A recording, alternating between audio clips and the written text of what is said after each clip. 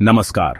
क्या आप जानते हैं कि तुर्की, जिसे एशिया और यूरोप के संगम पर बसा एक अनोखा देश कहा जाता है, एक ऐसा राष्ट्र है जिसकी जड़ें हजारों साल पुरानी हैं। यह देश प्राचीन यूनानी, रोमन, बीजांटिन और तुर्की साम्राज्यों का गवाह रहा है। कभी यह ऑटोमन साम्राज्य का केंद्र था और आज यह एक आधुनिक लोकतंत्र के रूप में उभर चुका है। आज के इस वीडियो में हम आपको बताएंगे तुर्की का पूरा इतिहास, प्राचीन सभ्यताओं से लेकर आधुनिक तुर्की तक की पूरी यात्रा। तो वीडियो को लाइक करें और चैनल को सब्सक्राइब करना ना भूलें।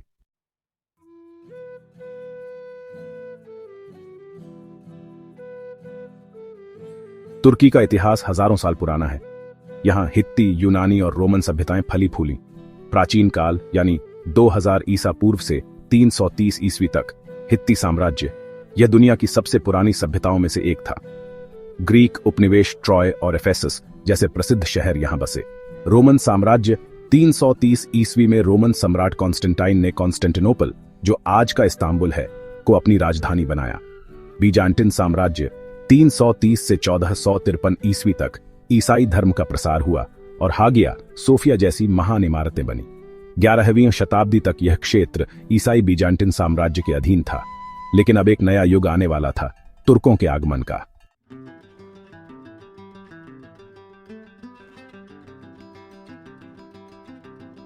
11वीं शताब्दी में तुर्की लोगों ने इस क्षेत्र में प्रवेश किया।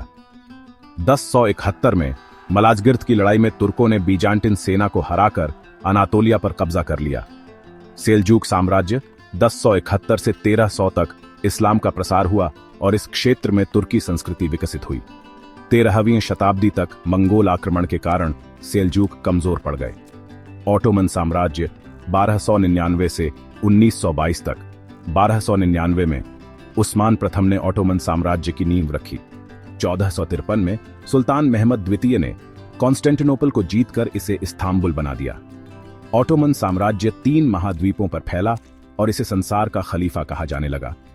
लेकिन 19वीं शताब्दी तक ऑटोमन साम्राज्य कमजोर होने लगा और इसे यूरोप का बीमार आदमी कहा जाने लगा।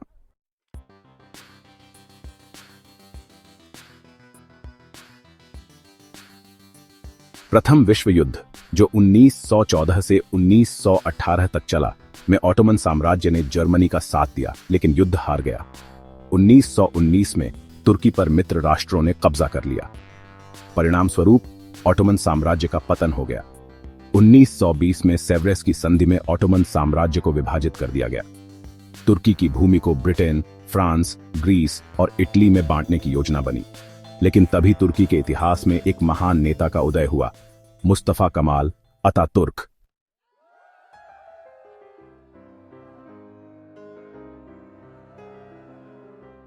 (1923) में मुस्तफा कमाल अतातुर्क के नेतृत्व में तुर्की ने स्वतंत्रता हासिल की और तुर्की गणराज्य की स्थापना हुई।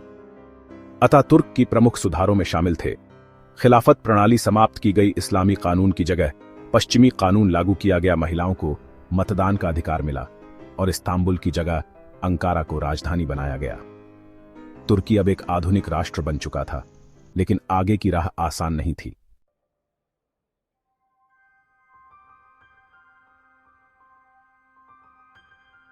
– 2003 में रजब तैयब एर्दोगान तुर्की के प्रधानमंत्री बने और 2014 में राष्ट्रपति बने। उनके कार्यकाल में तुर्की ने आर्थिक विकास किया, लेकिन उनकी नीतियां विवादों में भी रहीं। मुख्य घटनाओं में शामिल हैं: 2016 में सैन्य तख्ता पलट की कोशिश हुई, जिसे असफल कर दिया गया। एर्दोगान ने राष्ट्रपति प्रणाली लागू की, जिससे उनकी शक्ति बढ़ गई। तुर्की आज नाटो का हिस्सा है, लेकिन अमेरिका और यूरोप से इसके रिश्ते तनावपूर्ण हैं।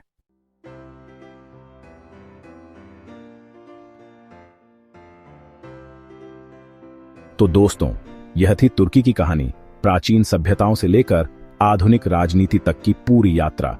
अगर आपको यह वीडियो पसंद आई हो तो लाइक, शेयर और सब्सक्राइब जरूर करें और हमें कमेंट में बताएं तुर्की का इतिहास आपको कैसा लगा।